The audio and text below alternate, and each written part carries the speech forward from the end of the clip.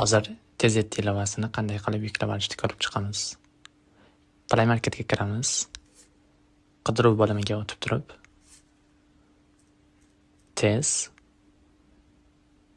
joy tashlamasdan 7 qilamiz. Qidiruvni ustiga bosamiz. Birinchida chiqib kelgan chaqmoqli ilovasini ustiga bosib, uni o'rnatib olamiz.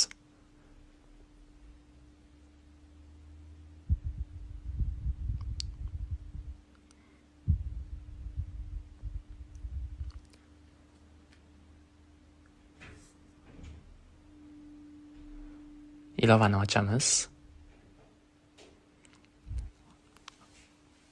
Ruxsat beramiz. Agar sizda boshqa tilda chiqsa, tepadagi tugmani bosishingiz kerak bo'ladi.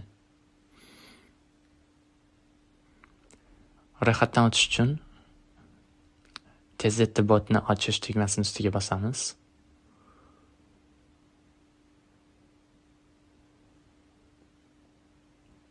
Botga start beramiz. Telefon raqamimizni ulashish tugmasini bosib, kontaktni ulashamiz.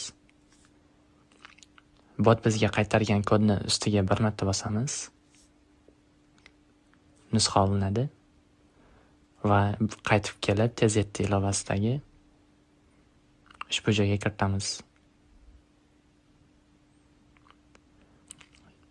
Ilova ishlayotganda bizni joylashgan nuqtamizni bilib olish uchun ilovaga ruxsat berishimiz kerak. Joylashuvimizni aniqlaymiz. Shu bilan ilova ishlatishga tayyor.